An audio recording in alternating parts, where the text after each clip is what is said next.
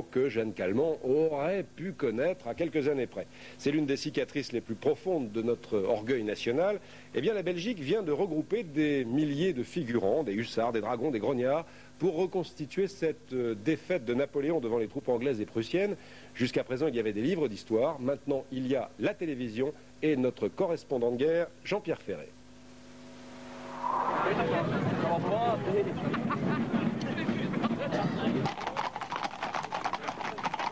Waterloo, Waterloo, morne plaine.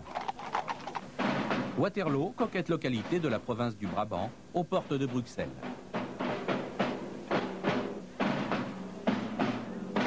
Une bourgade vouée à l'anonymat si l'histoire n'avait décidé d'y stopper. Le 18 juin 1815, l'épopée de l'empereur Napoléon Ier.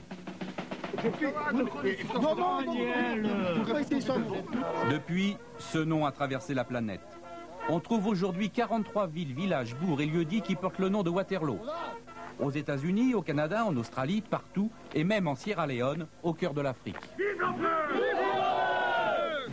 Vive l'empereur! Vive Le week-end dernier, la ville de Waterloo a donc organisé une reconstitution de la bataille. Cette évocation, haute en couleurs, a rassemblé 1200 participants, tous amateurs, férus d'histoire. Le gros des troupes venait d'Angleterre, de la Napoleonic Association, et de Belgique, avec ses nombreuses compagnies de marche. Parmi eux, quelques Français, ceux du 18e régiment d'infanterie de ligne, un groupe qui s'est créé en 1984 dans la région de Lille. Le pain planté sur la baïonnette, sans uniforme rutilant, d'apparence franchement locteuse, mais les armes sont d'époque et tout en état de tirer. Les tissus sont les plus fidèles que l'on ait pu trouver de nos jours. Nous voulons représenter les régiments d'Empire tels qu'ils étaient et non tels qu'on les voit dans les livres d'histoire comme des images d'Épinal. En fait, les soldats étaient souvent habillés de briques et de broc, et c'est pour ça que vous voyez dans le régiment des gens avec des capotes de couleurs différentes. Il n'y avait déjà pas toutes les pièces d'équipement, et puis même dans celles qu'il avait, il fallait un petit peu des arrangements. Il y avait même certaines fois où il y avait des pièces prises sur l'ennemi, les chaussures. Peloton, en avant, marche, go! Artisans, cadres, techniciens, étudiants, ce qui les passionne, c'est de faire revivre les misères et les souffrances d'hommes simples, arrachés à leur famille, emportés dans la tourmente. La présence de femmes est normale, il était d'usage que les cantinières, que des épouses de soldats suivent la troupe. Et le 18e de ligne, fendant la foule, marcha vers son destin. Le public était venu nombreux pour cette commémoration qui a pris cette année une ampleur inégalée. Je ne peux pas dire à proprement parler qu'on commémore. C'est vrai que les partisans du rattachement à la France, qui sont quand même un certain nombre ici en Belgique, viennent régulièrement au monument de l'aigle blessé à l'occasion donc de l'anniversaire de la bataille, magnifier leurs sentiments vis-à-vis de la France. Dans les tribunes, les pronostiqueurs donnaient Napoléon gagnant à 3 contre 1. Enfin, au loin sur la crête, déboucha la grande armée. Campés sur les hauteurs du Mont-Saint-Jean, les troupes anglaises et prussiennes attendaient de pied ferme l'empereur qui arriva entouré de sa garde. La bataille pouvait commencer.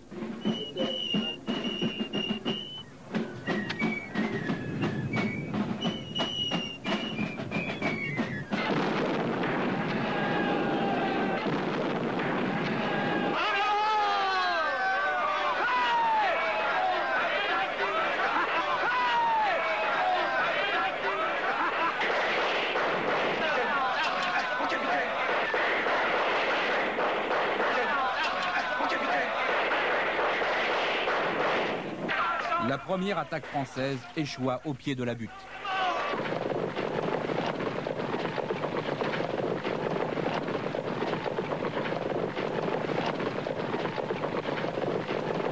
La cavalerie française chargea plusieurs fois, sans succès.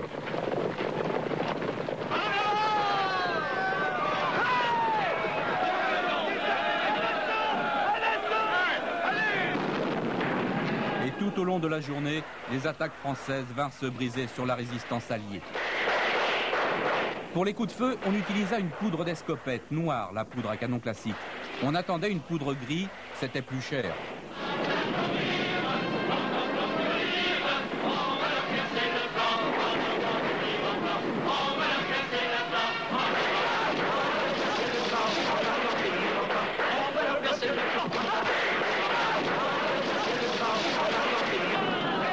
Les Français tombaient, tombaient, tombaient. En fin de journée, les Anglais avancèrent. Le général Cambronne lança son mot célèbre, mais on ne l'entendit pas dans le fracas de la bataille. Les Anglais l'emportèrent donc, une fois de plus, mais cela ne ternit pas la gloire de l'empereur, ni la ferveur de ses admirateurs. Rendez-vous dans 2 ans, ce sera le 175e anniversaire de la bataille, pour la revanche.